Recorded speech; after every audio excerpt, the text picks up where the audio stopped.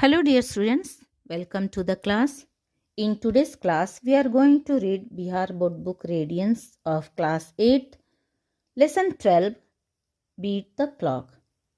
Dear students, इस lesson में समय के महत्व को बताते हुए राइटर ने हमें ये सुझाव दिया है कि किस तरह से हमें समय बर्बाद करने वाली चीज़ों से बचना चाहिए, समय बर्बाद करने वाले लोगों से हमें बचना चाहिए। आइए इस लेसन को पढ़ते हैं और देखते हैं कि राइटर ने, लेखक ने हमारे लिए क्या संदेश दिया हुआ है। Now all of you take your book, open the lesson, and when I will read and explain the lesson, you underline the difficult words and write it in your copy and its meaning too. Beat the clock, इसका मतलब होता है समय को हरा दो या समय को मात दो। बीट हरा देना, मात देना, क्लॉक का मतलब समय होता है, तो बीट द क्लॉक समय को हरा देना, समय को मात देना। Beat the clock suggest that you finish your work before a particular time. Beat the clock, ये जो लेसन का नाम है ये हमें सजेस्ट करता है। सजेस्ट का मतलब होता है सुझाना, सलाह देना। ये हमें सुझाता है, सलाह देता है दैट कि यू फिनिश, आप ख़त्म कीजिए, योर वर्क, अपना काम, बिफोर ए पर्टिकुलर टाइम, सुनिश्चित समय से, निर्धारित समय से पहले आपको अपना काम ख़त्म करना चाहिए। तो बीट द क्लॉक हमें ये सजेस्ट करता है, सलाह देता है कि हमें कोई भी अपना काम हो वो एक निर्धारित समय से या सुनिश्चित किया गया समय से पहले हमें ख़त्म करनी चाहिए। That could also mean that you are punctual. That could also, इसका मतलब है दैट की you are punctual. You are punctual का मतलब है आप समयबद्ध है, समयनिष्ठ है, समय पर सारा काम खत्म कर लेते हैं। So long as you are at school, you are expected to do everything as per the timetable. So long as you are at school, इसका मतलब होता है जितने समय तक आप स्कूल में रहते हैं। So long as you are, जब तक या जितने समय तक आप स्कूल में रहते हैं, you are expected to do everything. You are expected मतलब आपसे उम्मीद ये की जाती है। एक्सपेक्टेड का मतलब होता है उम्मीद करना, किया जाना। तो आपसे ये उम्मीद की जाती है टू डू एवरीथिंग, आप करें, सभी चीज़ें करें, as per the time table, किसके अनुसार, समय सारिणी के अनुसार। आपसे ये उम्मीद की जाती है कि जब तक आप स्कूल में रहें, जितने समय तक आप स्कूल में रहें, आप सारे काम अपने समय सारिणी के अनुसार करें। Discuss why it is important to do everything in school according to the time table. Discuss का मतलब होता है चर्चा करना। Discuss why it is important, why क्यों, इट इज़ इम्पोर्टेंट यह महत्वपूर्ण है, टू डू एवरीथिंग करना, सारा काम करना, in school according to the time table. आप ये चर्चा कीजिए कि क्यों स्कूल में सारे काम समय सारिणी के अनुसार, अकॉर्डिंग का मतलब होता है अनुसार, करना होता है। ये आपको डिस्कस करनी है, चर्चा करनी है।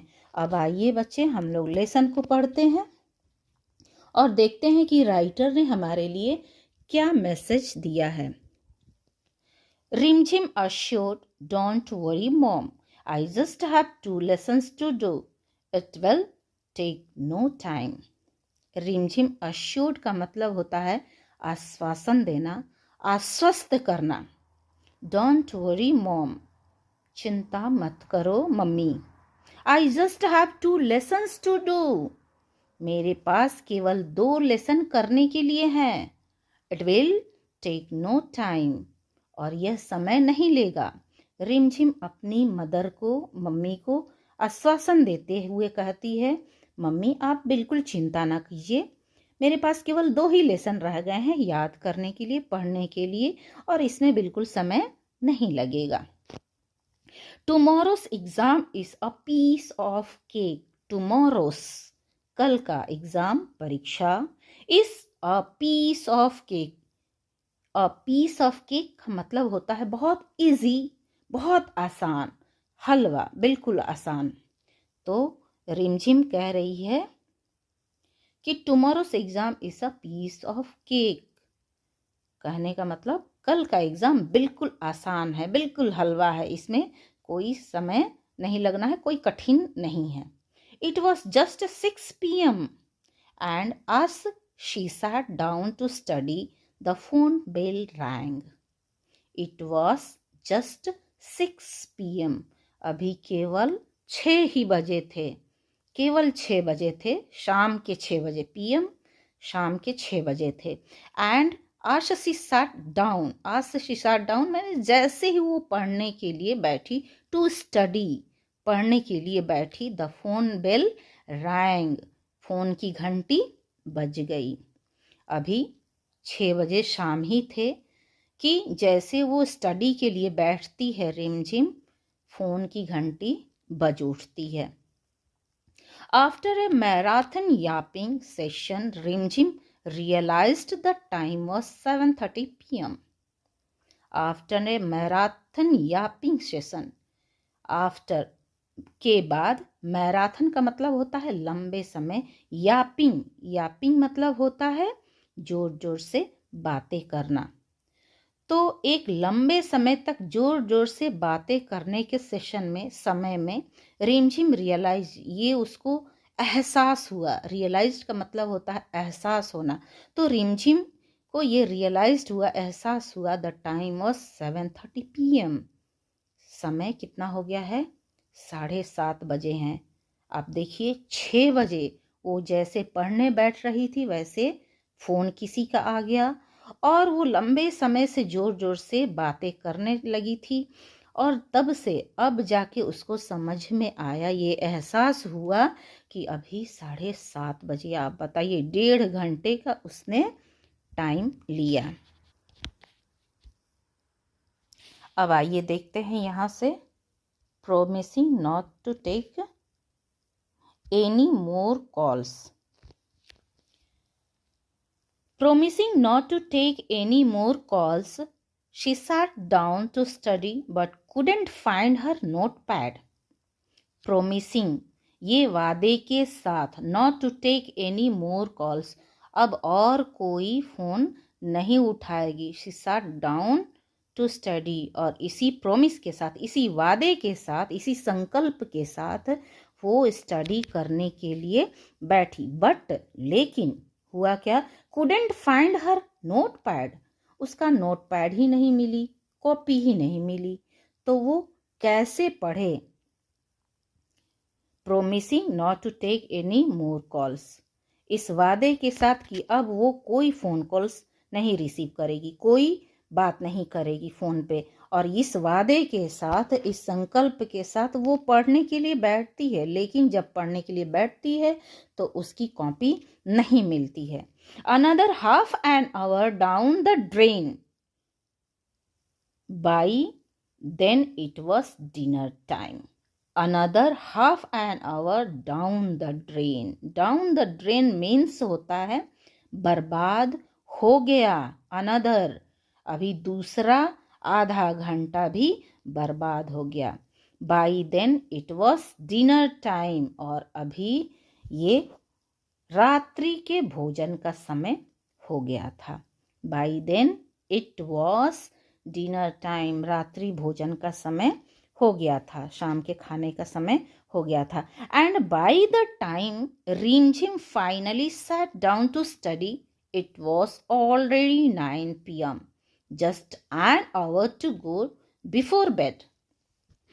And by the time Rimjhim finally sat, finally का मतलब होता है कि अंत में जब वो पढ़ने के लिए बैठती है, सैट डाउन टू स्टडी, पढ़ने के लिए बैठती है, इट वॉज ऑलरेडी, ये पहले से ही कितना बज गया है, ऑलरेडी 9 बज गया है। Just an hour to go before bed, सोने जाने से ठीक 1 घंटा पहले, बिफोर बेड टाइम, सोने जाने से ठीक 1 घंटा पहले का समय 9 बज गया था।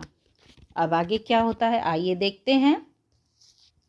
Are you too bitten by the time wasting bug, are you too, क्या आप भी, बिटन मतलब काटे गए हैं, बिटन का मतलब होता है काटे गए हैं, by the time wasting bug, by किसके द्वारा, बाय मतलब द्वारा, किसके द्वारा, टाइम वेस्टिंग समय बर्बाद करने वाले, बग कीड़े के द्वारा। तो क्या आप भी समय बर्बाद करने वाले कीड़े के द्वारा काटे गए हैं, या हम ये कह सकते हैं क्या आप भी समय बर्बाद करने वाली आदतों से ग्रसित हैं, प्रभावित हैं। आगे देखिए क्या कह रहे हैं। Then may it's time to take charge of your time and not let time wasters take over. Then may be तो हो सकता है, देन मे बी तो हो सकता है, it's time to take charge of your time, तो आप अपने, अभी समय आ गया है कि आप अपने समय का प्रभार लें, चार्ज लें। तो हो सकता है कि यह आपके समय का प्रभाव या जिम्मेदारी लेने का समय हो। और समय बर्बाद करने वाले लोगों को अपने ऊपर हावी ना होने दे। क्या है, and not let time wasters, समय बर्बाद करने वाले, टेक ओवर, आप पे हावी ना हो। तो अब समय ऐसा आ गया है कि आप अपने समय की जिम्मेदारी ले, प्रभार ले, और समय बर्बाद करने वालों को अपने ऊपर हावी नहीं होने दें। ठीक, to get the most from all you do, you need to be in control of your time.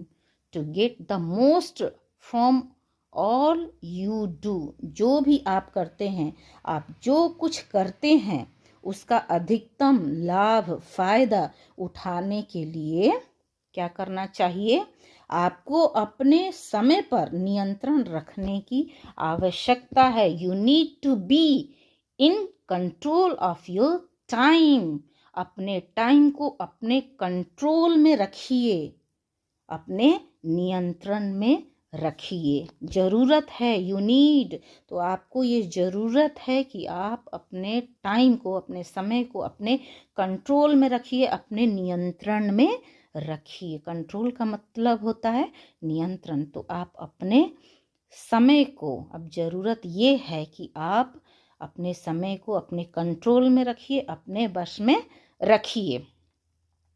The proper organizations and planning can help avoid wasting time.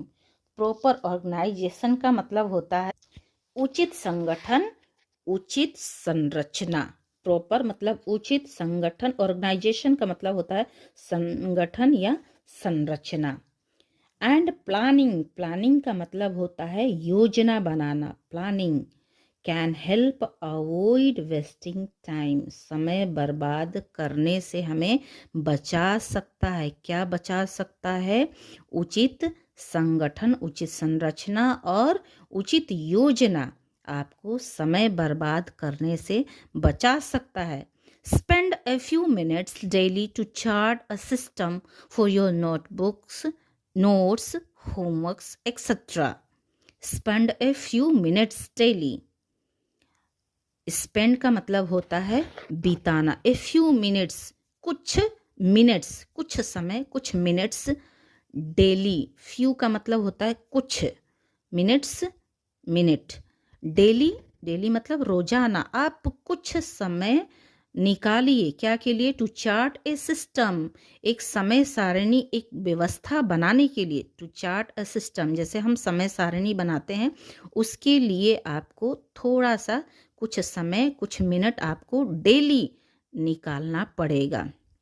For your notebooks, आप अपने नोट्स के लिए जो लिखना है उसके लिए, और अपने होमवर्क के लिए आपको डेली कुछ मिनट निकालना है कि आप उसको समयबद्ध कर सके, या सारणी, एक सिस्टम, एक व्यवस्था आप बना सके। तो इसके लिए आपको रोज़ दिन कुछ मिनट निकाल के, डेली कुछ मिनट निकाल के, और अपने नोट्स लिखने के लिए और होमवर्क पूरा करने के लिए अलग अलग व्यवस्था आपको बनानी चाहिए।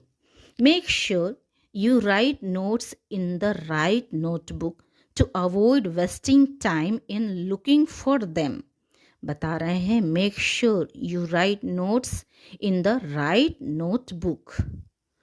आप ये सुनिश्चित कर लें, मेक श्योर का मतलब होता है कि आप ये सुनिश्चित कर लें कि यू राइट नोट्स, आप जो नोट्स लिख रहे हैं इन राइट नोटबुक, आप उसको राइट यानी कि सही नोटबुक में, सही कॉपी में, सही सब्जेक्ट की कॉपी में आप उसको लिखिए। कई बच्चे क्या करते हैं, सारे सब्जेक्ट को एक ही रफ की कॉपी में लिख डालते हैं।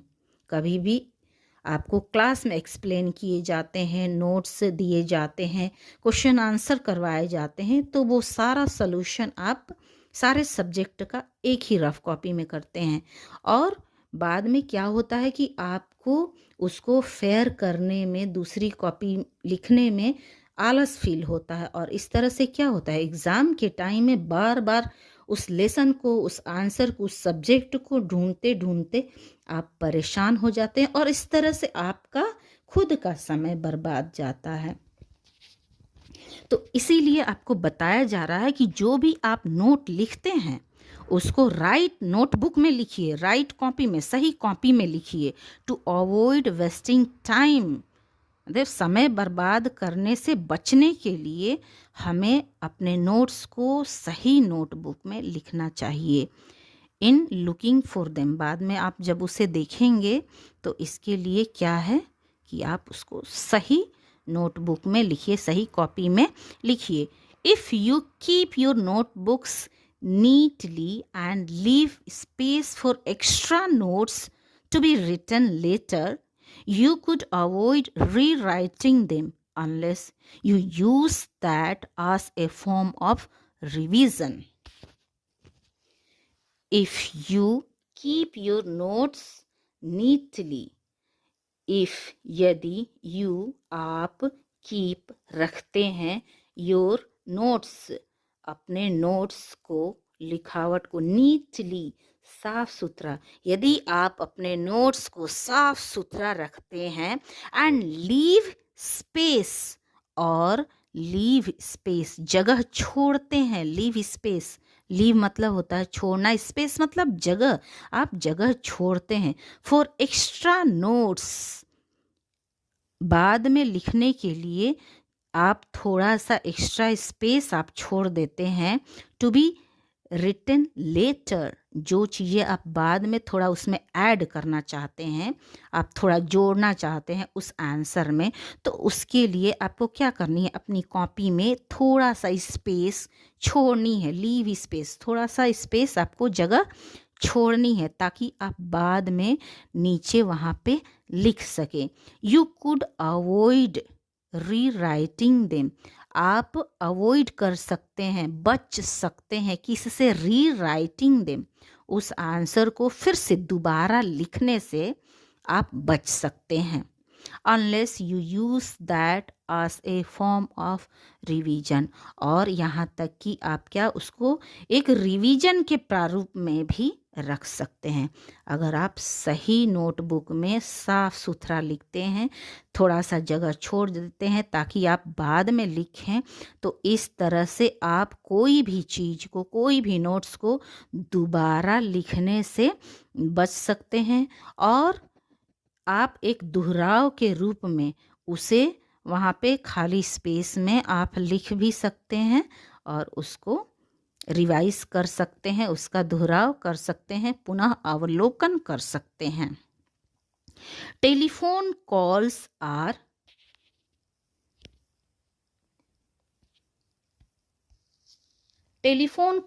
Are another time wasters. Telephone calls, जो हम लोग परमानेंट बातें करते रहते हैं फ़ोन पे, टेलीफोन पे, तो ये समय बर्बाद करने का एक दूसरा ही जरिया है। तो इसके द्वारा फ़ोन कॉल्स के द्वारा हमारा समय बर्बाद होता है। अनदर मतलब दूसरा, टाइम वेस्टर, समय बर्बाद करने वाला है। It will help if you set a particular time to speak over the phone. It will help, यह मदद करेगा, इफ़ यू, यदि आप, set a particular time to speak over the phone. Set a particular time मतलब कि एक सुनिश्चित समय आप निर्धारित करते हैं to speak over the phone, phone पे बात करने के लिए। तो ये आपकी मदद कर सकता है जब आप एक सुनिश्चित समय निर्धारित करते हैं फ़ोन पे बात करने के लिए। Request your friends to call you up only then, तो आप अपने दोस्तों से ये आग्रह करिए। रिक्वेस्ट का मतलब होता है आग्रह करना, फ्रेंड्स दोस्तों से, call you up only then, आपको वो फ़ोन करे, ओनली केवल, देन तब फ़ोन करें। रिक्वेस्ट योर फ्रेंड, आप अपने फ्रेंड से ये आग्रह कीजिए कि वो तभी आपको फ़ोन करें, क्योंकि आप क्या करेंगे, आप एक समय निर्धारित कर लेंगे कि इस समय पर हमें बातें करने हैं। जैसे कहा गया है इस पैराग्राफ में कि टेलीफोन क्या है, एक समय वेस्टर्स है, समय बर्बाद करने वाला होता है। तो इसीलिए आप इससे बच सकते हैं। कैसे?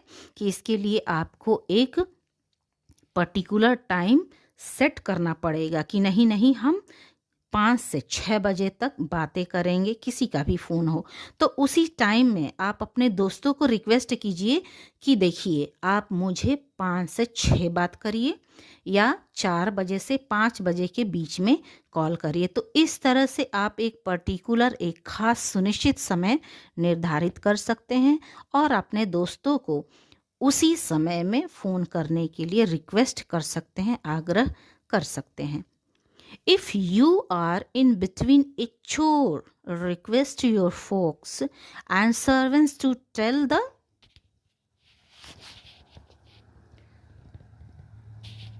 अब यहाँ पे देखिए रिमझिम जो है वो फ़ोन पे लंबे समय से यापिंग कर रही है, जोर जोर से बातें कर रही है। डियर स्टूडेंट्स, एक बार फिर से इस सेंटेंस को हम लोग देख लेते हैं। If you are in between a chore, request your folks and servants to tell the caller you will call later. कह रहा है if you are, यदि आप हैं, in between, बीच में, किसके बीच में, a chore, चोर का मतलब होता है बच्चे काम। तो जब आप काम के बीच में हैं, रिक्वेस्ट योर फॉक्स का मतलब होता है रिश्तेदार, मित्र। तो आप अपने रिश्तेदारों को, घर के रिश्तेदारों को, जो भी घर में अवेलेबल है, उपस्थित है, उनसे आप कहिए, या तो सर्वेंट हो।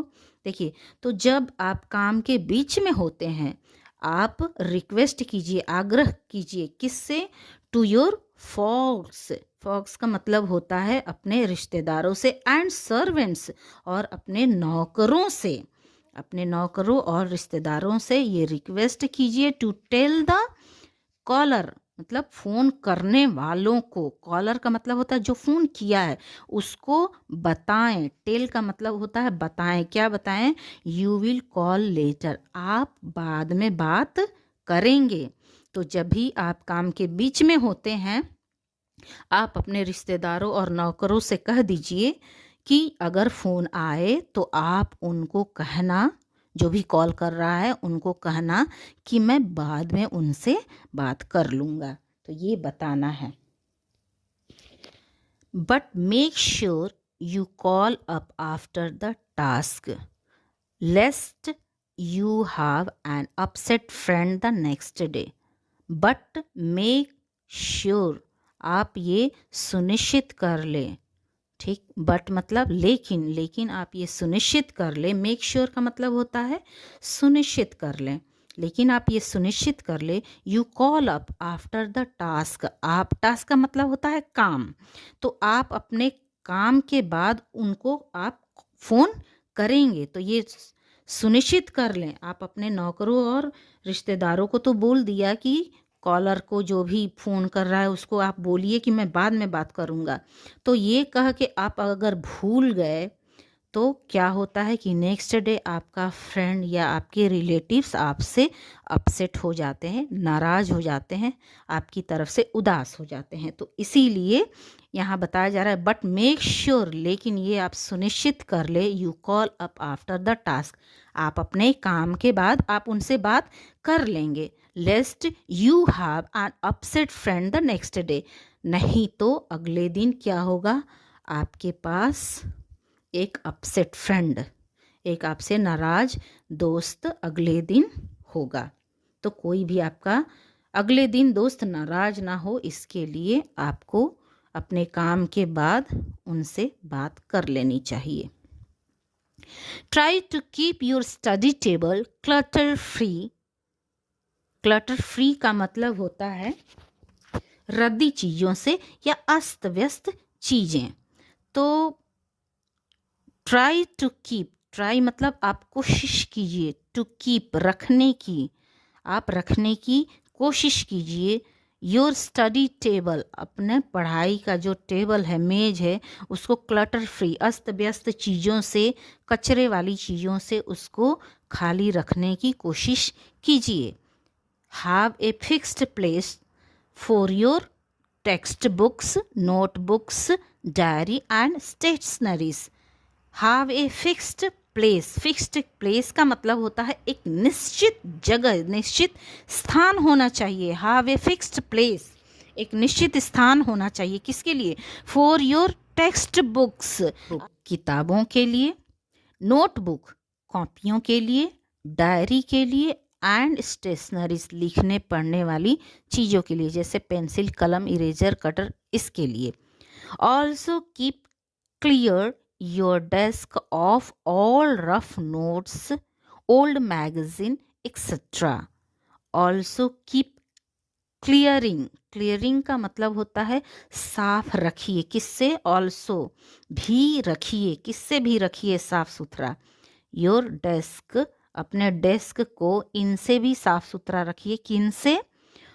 ऑफ ऑल रफ नोट्स, जितने भी रफ नोट्स हैं, रफ कॉपियां हैं, उनसे आपको अपने टेबल को साफ सुथरा रखनी है। ओल्ड मैगजीन, जितने भी पुराने ओल्ड मैगजीन्स हैं, अखबार है, न्यूज़पेपर है, या रफ कॉपियां हैं, जितनी भी ओल्ड चीज़ें हैं, वहाँ पे आपको नहीं लगानी है। अपने डेस्क को बिल्कुल उससे साफ सुथरा रखना है। This way you won't have to waste time rummaging through a debris before finding what you need. This way, इस तरह, इस उपाय से, this way, इस रास्ते या इस तरह, you won't have to waste, आपको समय बर्बाद नहीं करना पड़ेगा। Time, waste time. Rummaging, rummaging का मतलब होता है कि चीज़ों को खोजने की जो परेशानी है वो आपको नहीं होनी चाहिए। Through a debris, through a debris, किस में से? थ्रू, कचरे के बीच से। थ्रू का मतलब होता है से। ए डेब्रिस, डेब्रिस मतलब कचरे के बीच से। Before finding what you need, इससे पहले कि आपको क्या ज़रूरत है उसको आप खोजने जा रहे हैं, इससे पहले कि आपको खोजने में परेशानी ना हो, इसके लिए आप कैसे बच सकते हैं कि आप चीज़ों को सही जगह पे रखिए। दिस वे, और इस तरह से आप बिल्कुल भी समय बर्बाद नहीं करेंगे। अनावश्यक चीज़ों के बीच में अपनी नीड की, ज़रूरत की चीज़ों को कचरे से ढूंढने के लिए आपको परेशानी नहीं झेलनी पड़ेगी। Be firm about not letting other things interrupt you, either stopping your train of thought or disturbing you. Be from about not letting other things interrupt you. आप ये ध्यान दीजिए, आप ये दृढ़ संकल्प कर लीजिए कि आपको कोई चीज़, अदर थिंग्स, कोई भी दूसरी चीज़ें, इंटरप्ट का मतलब होता है ध्यान भंग करना या बाधा उत्पन्न करना। तो आप ये तय कर लें कि कोई भी चीज़ों को, बाधा करने वाली चीज़ों को अपने ऊपर हावी न होने दे, या कोई चीज़ों को अपने ऊपर बाधा न बनने दे। Either stopping your train of thoughts, या तो अपने विचारों की जो ट्रेन है उसको रोकना पड़े, और डिस्ट्रैक्टिंग यू, या तो कोई ऐसी चीज़ हो जो आपके ध्यान भंग करते हो, उनको भी आपको रोकना पड़े। तो आपको रोकना पड़ेगा कोई भी अन्य चीज़ों को जो आपको बाधा उत्पन्न करती है, उसको अपने ऊपर हावी नहीं होने देना चाहिए। अन्य चीज़ों को अपने आप में बाधा नहीं बनने देना चाहिए। और इसके लिए आइदर स्टॉपिंग, आपको रोकना पड़े, स्टॉपिंग मतलब रोकना पड़े, योर ट्रेन ऑफ थॉट्स, विचारों की रेलगाड़ी को रोकना पड़े तो उसे रोकना पड़ेगा। और डिस्ट्रैक्टिंग यू, और आपको कोई भी ध्यान भंग कर रहा हो, डिस्ट्रैक्टिंग मतलब ध्यान भंग करने वाली चीज़ें हों, उनको भी आपको रोकना पड़ेगा। लर्न टू से नो, ना कहना सीखिए। जहाँ ज़रूरत है वहाँ आपको ना कहना ही पड़ेगा, कोई संकोच नहीं है। When needed, जब ज़रूरत है तो आपको ना कहना पड़ेगा। लर्न टू से नो when needed, जब ज़रूरत हो तब आपको ना कहना चाहिए, कहना सीखना पड़ेगा। Find your own ways of being polite, but from good friends will surely understand। बोल रहा है फाइंड योर ऑन वे, आप अपना रास्ता ढूंढिए, अपना उपाय ढूंढिए कि किस तरह से, of being polite but from good friends, तो किस तरह से आप लोगों को नम्र भाव से आप समझा पाएंगे। From good friends, from but लेकिन, फ्रॉम गुड फ्रेंड्स, अच्छे दोस्त बनाइए। विल श्योरली अंडरस्टैंड यू, तो वो लोग, जो अच्छे दोस्त आप बनाएंगे, वो दोस्त आपकी समस्या को आपको जरूर समझेंगे। श्योरली अंडरस्टैंड यू, आपको जरूर समझेंगे। तो इसीलिए जहाँ ज़रूरत है वहाँ आपको ना कहना सीखना पड़ेगा, और आपको अपने ही रास्ता ढूंढना पड़ेगा। फाइंड योर ऑन वे, अपना रास्ता ढूंढिए। किस लिए? टू बीइंग पोलाइट, नम्रता से। गुड फॉर्म, क्या करना है? बट नम्रता से आप किस तरह से उनको ना कहते हैं, ये आपको खुद अपना रास्ता ढूंढना पड़ेगा। और फ्रॉम गुड फ्रेंड्स, आप अच्छे दोस्त बनाइए। फ्रॉम बनाना, गुड फ्रेंड्स, अच्छे दोस्त बनाइए। विल श्योरली अंडरस्टैंड, तो जो अच्छे दोस्त होंगे आपकी समस्या को जरूर अंडरस्टैंड करेंगे, समझेंगे।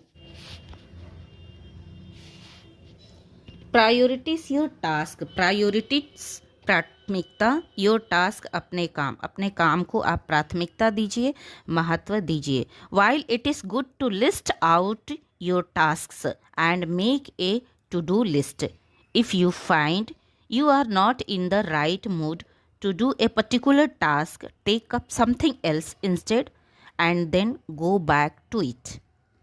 While it is good, जब यह अच्छा है, to list out your task, अपने कामों की लिस्ट बना ले, लिस्ट आउट बना ले, अपने कामों की लिस्ट बना ले। And make a to do list, और कौन से काम करने हैं इसकी भी आप लिस्ट बना लीजिए। If you find you are not in the right mood, यदि आप पाते हैं कि आप अच्छे या सही मूड में नहीं हैं, to do a particular task, एक सुनिश्चित काम को करने के लिए आप सही मूड में नहीं हैं, take up something else instead, instead के बदले में, समथिंग एल्स दूसरा कुछ ले लिए, तो उसके बदले में आप दूसरा कुछ ले लीजिए। And then go back to it, और बाद में उस काम को कीजिए जो आपने अधूरा छोड़ा था। तो यहाँ बता रहा है कि आप अपने कामों की एक लिस्ट तैयार करिए और जो काम आपको सबसे पहले करनी है, कौन से काम करने हैं,